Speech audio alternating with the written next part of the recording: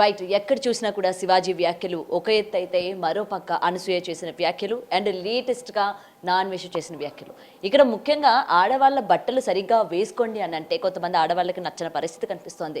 మీరెవరు మమ్మల్ని చెప్పడానికి, ఇది మా స్వాతంత్రం, ఇది నా బాడీ, నా రూల్స్, నాకు నచ్చినట్టు నేను తిరుగుతాను, మీరెవరు మమ్మల్ని క్వశ్చన్ చేయడానికి అన్న ఈ హ్యాష్ స్టైల్తోని మొత్తం సోషల్ మీడియాలో ఏ విధంగా వైరల్ అవుతుందో మనం చూస్తున్నాం. సో దీని గురించి మాట్లాడితే వాళ్ళు మనతో పాటు మదర్ ఫౌండేషన్ చైర్పర్సన్ సంధ్యారెడ్డి గారు ఉన్నారు. మ్యామ్ నమస్తే. రైట్, నా బాడీ నా ఇష్టం, మీకు చూసే అర్హత లేదు. ఒక ఇంటర్వ్యూలో మాట్లాడడం జరిగింది, నేను నగ్నంగా వెళ్ళినా అన్న తమ్ముడు వేరే వ్యక్తి ఎవరున్నా నన్ను వేరే భావనతో చూడకూడదు, మీరు ఒక చెల్లిలానో లేకపోతే ఒక స్త్రీమూర్తిగానో మీరు చూడాలి తప్ప, నేను నగ్నంగా నిల్చున్నా మీరు అట్లా మీ చూపు అన్నది చెడిపోకుండా ఉండాలి అంటే అక్కడ మీ చూపు తప్పు, విప్పుకొని తిరగడం నా తప్పు కాదు అన్నట్టు చేసిన వ్యాఖ్యలు ఏవైతే ఉన్నారో అసలు ముఖ్యంగా దీన్ని మనం ఎలా తీసుకోవాలి? ఇవాళ నాన్వేషన్ చేసిన ఆ యాక్షన్స్, ఆయన మాట్లాడిన మాటలు, ఇవాళ సారీ చెప్తే మొత్తం అయిపోయినట్టేనా? ఆయన పైన కేసు కూడా ఫైల్ అవ్వడం జరిగింది. నేను ఒక్కటమ్మా, ఇప్పుడు నేను ఇలాగే ఉంటాను, నా శరీరం ఇట్లనే ఉంటుంది, మీరు అన్నా చెల్లెల్లాగా నన్ను చెల్లి అనుకోండి, నా భర్తనే చూడాలి అంటే వాడు ఎట్లని ఎందుకు అనుకుంటాడు? వాడేమని కొద్దిసేపు మర్దలు అనుకుంటాడు, కొద్దిసేపు ప్రియురాలు అనుకుంటాడు, అది వాడిష్టం. నువ్వు చెప్పంగానే వాడు అంటే మొత్తం అంటే నేను ఇప్పుకొని చూపిస్తా కానీ నువ్వు మాత్రం నన్ను అట్లా అనుకోకంటే తోలు తీస్తారు, మర్దలు అంటారు, ఇంకా నా కొద్దిసేపు నీ భార్యను ఊహించుకుంటారు, ఇంకా ఏదో రకంగా ఊహించుకుంటారు. నువ్వు చెప్పంగానే ఈడ జడ్జిమెంట్ ఇవ్వడానికి నువ్వు సుప్రీంకోర్టు జడ్జివా? నువ్వు మాట్లాడేటప్పుడు మీనింగ్ ఉండాలి, సిగ్గు ఉండాలి. స్వేచ్ఛ స్వేచ్ఛ స్వేచ్ఛ అంటున్నావు, ఏం స్వేచ్ఛ నీకు? అంటే స్వేచ్ఛ అనేది అందులో కదమ్మా, స్వేచ్ఛ అనేది ఒక మగవాడితో సమానంగా ఆడది ఎదగాలి, అప్పుడు స్వేచ్ఛ. నీ కాళ్ళ మీద నువ్వు నిలబడు, నీకు ఇష్టమున్న తిండి తిను, నీకు ఇష్టమున్నట్టు పెళ్లి చేసుకో, నీకు ఇష్టమున్నది ఏదైనా చేసుకో, కానీ స్వేచ్ఛ అనేది మన భారతదేశంలో ఇంకా అంత స్థాయికి ఎదగలేదు. నువ్వంటే ఇప్పుకొని తిరిగినా నీకు నష్టం జరగదు, కానీ అందరు మధ్యతరగతి కుటుంబస్తులు ఉంటారు చాలామంది. స్వేచ్ఛ అంటే ఎట్లా స్వేచ్ఛనే? నీకు ఒక విషయం తెలుసా, ఇవాళ చనిపోయినాక కూడా ఒక డెడ్ బాడీని మగవాళ్ళ విషయంలో ఆచరణ అక్కడ లేకపోయినా ఆడవాళ్ళను చనిపోయిన శవాన్ని కూడా కనీసం ఒక పాట్ కూడా కనపడొద్దు అనే విధంగా మన భారతదేశ సంస్కృతి సాంప్రదాయం. అలాంటి సాంప్రదాయంలో నువ్వెట్లా పుట్టావు? నిజంగా నువ్వు ఒక సాంప్రదాయమైన కుటుంబంలోకి వెళ్ళి వచ్చినావు, నువ్వు ఎట్లా మారిపోయినావో నాకు అర్థం కాదు. ఒక విషయం అమ్మా, ఇవాళ మన ఇంట్లో గోల్డ్, బంగారం, డబ్బులు ఎన్నో ఉంటాయి మన దగ్గర, మనం ఇంట్లో భద్రంగా తాళం వేసుకొని వస్తాం. దేనికి వేసుకొని వస్తామండి? అవి జాగ్రత్తగా ఉండాలని.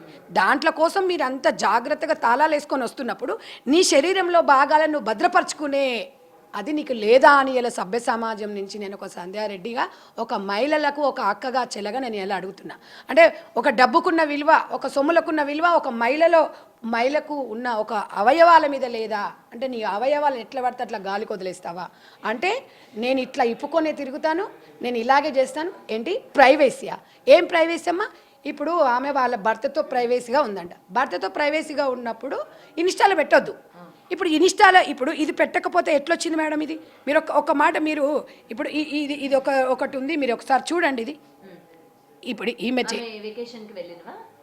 ఆమె వెకేషన్కి వెళ్ళేసి ఆమె ఈ రకంగా ఆమె దగ్గర సిగ్నల్స్ వస్తలేనట్టున్నాయి అసలు ఘోరంగా. ఒక్క నిమిషం, ఇగో ఇక్కడ చూడండి, ఇగో ఈ డ్రెస్సు ఇక్కడ ఓపెన్ కావట్లేదు. అసలు ఎంత ఘోరంగా అంటే, మరి అవి నాకు తెలిసి డిలీట్ చేశారా ఏందో నాకు తెలీదు, నిన్నటి వరకు మాత్రం ఫుల్గా ఉండే. మరి మీరు ఒక ప్రైవేసీగా ఉన్నప్పుడు పబ్లిక్లోకి ఎట్లొచ్చినాయి అవి? నీకంత ఉంటే నువ్వు వచ్చేసి ఇక్కడ పంజగుట్ట సెంటర్లో పెట్టు బోర్డులు, అప్పుడు తెలుస్తుంది ప్రజలలో. మగపోరలకు మీకు ఇంకో విషయం అమ్మా, మగవాళ్ళకి హార్మోన్ ఇన్బ్యాలెన్స్ అనేది కంట్రోల్లో ఉండదు. ఇప్పుడు నువ్వు అక్క అనుకో అంటే అక్క తమ్ముడు ముందర అట్లే ఉంటారా? తమ్ముడు ముందర నా తమ్ముడే కదా అని చెప్పేసి అట్లుంటే ఊరుకుంటాడా తమ్ముడు? ఎందుకు ఊరుకుంటారు? దానికి సిగ్గు కొంచెం శరమన ఉండాలి మాట్లాడేటప్పుడు. స్వయాన ఇద్దరు బాబులు అనసూయకి, ఇది గాడిదలో ఎదిగింది నేను అన్నది కానీ దానికి మైండ్ ఎదగలే. పెద్ద కొడుకు ఆల్రెడీ అడిగాడంట, mummy your dress is not good అన్నాడంట. అన్నప్పుడు ఏ స్టూపిడ్ అన్నదంట కొడుకుని. అంటే నీ కన్న కొడుక్కి నువ్వు వేసుకునే డ్రెస్ నచ్చలేదు అంటే సమాజంలో ఎట్లా నీ డ్రెస్ని ఎట్లా యాక్సెప్ట్ చేస్తారు? ఎందుకు నీకు డ్రెస్లోనే ఉందా స్వేచ్ఛ? స్వేచ్ఛ అంటే కాదు, ఒక ఆడదాని గురించి చెప్పాలి అంటే అసలు ఈ తరం సరిపోదు. ఒక అమ్మగా, ఒక తల్లిగా, ఒక నానమ్మగా, ఒక అమ్మమ్మలాగా ఎన్నో పాత్రలు వహిస్తుంది. ఆడబిడ్డకున్న స్వేచ్ఛ స్వేచ్ఛ అంటే బట్టలు వేసుకొని బజార్లో తిరగంగానే కాదు, దానికి ఇంకా నువ్వు వచ్చి ఇంకా మరీ చెప్తున్నావు. ఇంకొకటి నేను ఒకటి, శివాజీ తమ్ముడు ఏం చెప్పాడు, ఆడవాళ్ళు పద్ధతిగా ఉండమన్నాడు. ఇప్పుడు కురుక్షేత్ర యుద్ధంలో ఇప్పుడు ద్రౌపది చీరను ఇప్పినప్పుడు యుద్ధాలు జరిగినాయి. ఇప్పుడు అట్లా కాదు, ఆడవాళ్ళని నిండు కప్పుకోండి అని మగవాళ్ళు చెప్పేసరికి యుద్ధాలు జరుగుతున్నాయి ఇక్కడ. అంటే ఇదే కదా అసలు ఏంది, ఏ ఇన్స్టా చూసినా, ఏ ఫేస్బుక్ చూసినా, ఏది చూసినా నిండుగా బట్టలు కప్పుకోమనేది మాత్రమే వస్తుంది ఇక్కడ. అంటే ఇది ఎంతవరకు అనేది ఒకసారి మనం ఆలోచించాలి. ఒకటమ్మా, నేనైతే ఒకటి చెప్పదలుచుకున్నా, మనం ఎంత ఎత్తుకెదిగినా మనం అంత ఒదిగి ఉండాలి. ఇవాళ అమెరికాకు మనం వెళ్ళామనుకో, శారీలో పోతే ఆర్ యు ఇండియన్ అంటారు, అవునా? మన దగ్గరకు వచ్చినప్పుడు శారీస్ తీసుకొని వెళ్తారు. ఆ సాంప్రదాయం తరాలు మారినా ఇదే సాంప్రదాయం ఉండాలి. మనకి ఎన్ని యుగాలు మారినా అంటుంది. మనం ఎక్కడున్నామండి, 25లో ఉన్నామండి అలా అంటుంది. తోట తీస్తారు, ఇంకొకసారి అన్నావనుకో దౌడలు వలగొడతారు. నువ్వు అట్లాంటి మాటలు మాట్లాడినావంటే నీలాంటి వల్ల ఇవాళ చిన్నపిల్లల మీద అత్యాచారాలు ఎందుకు జరుగుతున్నాయి? డ్రెస్సింగ్లో వాళ్ళు డ్రెస్ బాగానే ఉంటుంది కదా, 80 ఏళ్ళ ముసలమ్మ మీద లేదా అని అడుగుతున్నారండి. అయితే దానికి వీళ్ళందరికీ కూడా నేను ఒకటి సమాధానం చెప్తున్నా. అనసూయ ఉంది. అనసూయ నిన్న నుంచి అవన్నీ అన్ని వీడియోస్ అన్నీ మరి డిలీట్ చేసినట్టున్నారమ్మా.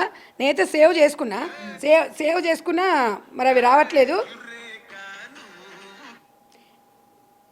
ఇదొకటి. ఇంకా మీ దగ్గర ఎందుకంటమ్మా అసలు కొన్ని సమాజానికి తెలవాలి. ఏదో మనమేదో చెప్తున్నట్టుగా మనమేదో చేస్తున్నట్టుగా ఉంటుంది. ఇది ఒక్కసారి చూడండి అమ్మా. ఇది అసలు మీ దాంట్లో రావట్లేదు. ఒకటి జబర్దస్త్ దాంట్లో ఒకటి ఉంటే చూపించండి మేడం. అది నేను ఎందుకంటే అది ఓపెన్ కావట్లేదు. దాంట్లో ఏం చెప్పింది, మందు చూస్తే కిక్ అంటే మందు కాదు, అనసూయ చూస్తే కిక్కు రాదా అంటది. అనసూయ మీకు ఆ వీడియోస్ పెడతాను. అంటే అన్నదమ్ముళ్ళు అనుకోమన్నది. మరి అన్నదమ్ముళ్ళకి ఎట్లా కిక్ వస్తుందమ్మా ఒకసారి మీరు చెప్పండి. అంటే ఇంత ఘోరంగా ఇలాంటి సమాజంలో ఉన్నామా మనం అనిపిస్తుంది ఒక్కొక్కసారి. అసలు జబర్దస్త్ అంటేనే ఒక గలీజు వేదిక అది. అండ్ మేడం ఇంకొకటి, విమెన్ని ఆబ్జెక్టిఫై చేస్తూ ఉన్నారు, ఆబ్జెక్టిఫై చేస్తున్నట్టు మాట్లాడుతూ ఉన్నారు అని అన్నారు. మరి సో కాల్డ్ షోస్లోని ఆడవాళ్ళపైన డబుల్ మీనింగ్ డైలాగులు, డబుల్ మీనింగ్ చేస్తున్నారు. అక్కడ ఆబ్జెక్టిఫై నేను అదే చెప్తున్నా. సెన్సార్ బోర్డు ఎక్కడ పోయింది? ఇక్కడ మహిళా కమిషనర్ గారు కూడా సుమోటోగా తీసుకున్నారు నిన్న మన శివాజీ గారు అన్నప్పుడు. ఓకే, మీకు హ్యాండ్సప్ చెప్తున్నాం. కానీ మరి ఎట్ ద సేమ్ టైం మరి ఇదే బట్టలు వేసుకొని మగవాళ్ళని రెచ్చగొడుతున్నప్పుడు మహిళా కమిషనర్ గారు ఎందుకు అనసూయని పిలిపించట్లేదు అని పురుష సమాజం అడుగుతుంది. శివాజీ గారిని పిలిచారు, తను మాట్లాడింది 100% రైట్. బట్ 2 వర్డ్స్ మాత్రం దొర్లాయి, దానికి సారీ చెప్పాడు.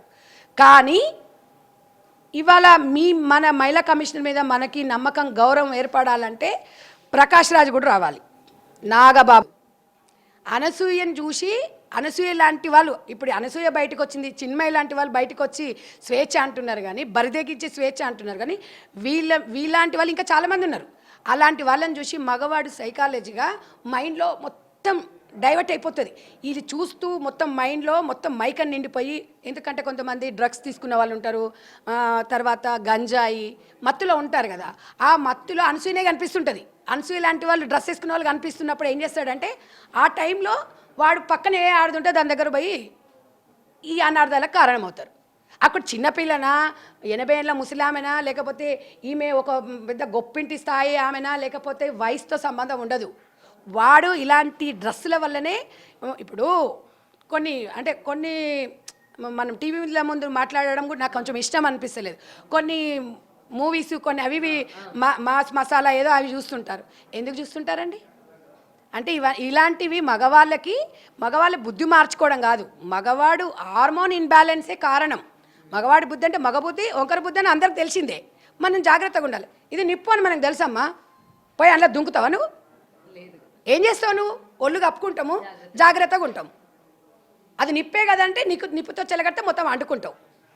నేను అనేది ఏంటంటే ఎంత ఎత్తుకెదిగినా ఇంకొకటి, దాని మొగడంటే దానికి సిగ్గుండాలి. వాని మొగనికి షాపింగ్ కాదట, ఈ డ్రెస్ బాగుంటుంది నువ్వు వేసుకో అంటాడంట. వానికి ఎంత సిగ్గు లేదో మరి, వాడు బయటకు మరి ఆడు ఎట్లా బయటకు వచ్చి మాట్లాడుతున్నాడు, వానికి సిగ్గు శరం ఉండాలి. అరే నీ పెళ్ళాన్ని నువ్వు చూడమంటే మందికి చూపిస్తాంటావేంద్రా? సిగ్గుండదా నీకు? ఏం మాట్లాడుతున్నావురా అసలు? ఆడదాని సంపాదనతో అదో బతికేనారా నీది? ఆడదాని సంపాదన సరిపోదారా? 50 కోట్లు ఇల్లు కట్టుకున్నావు. భక్తి ఛానల్ ఉన్నప్పుడు నీ భార్య ఎంత భక్తిగా ఉండే, ముద్దుగా నిండుగా ఉండే.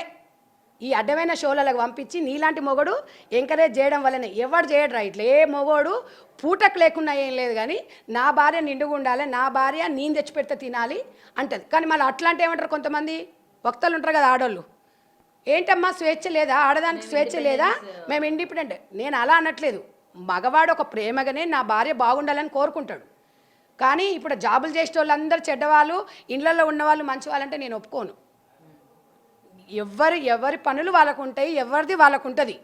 స్వేచ్ఛ అంటే నువ్వు ఇండిపెండెంట్గా ఎదుగు. నువ్వు ఎంబీబీఎస్ చేస్తావా, నువ్వు బీటెక్ చేస్తావా, విదేశాలకు పోతావా, ఫ్లైట్ నడుపుతావా, బిజినెస్ చేస్తావా, ఏం నేర్చుకుంటావా అనేది అది నీకు స్వేచ్ఛ. ఇంకొకటి, నువ్వు వ్యక్తిగతంగా సహజీవనం చేస్తావా, ఇద్దరిని చేస్తావా, నలుగురితో చేస్తావా, నీ ఇష్టం. అది పబ్లిక్లకు వస్తే మాత్రం కష్టం. అది స్వేచ్ఛ అనేది అక్కడే ఉంటుంది. స్వేచ్ఛకి రెండు తేడా. ఇక్కడ మూసుకున్నంత వరకే గోప్యతమ్మ, బయటకు ఓపెన్ అయిన తర్వాత పబ్లిక్ అయిపోయిన తర్వాత పబ్లిక్ని ఎవరు కట్టడం చేయలేము. అది ఒక్కటి మనం గుర్తుపెట్టుకోవాలి. అండ్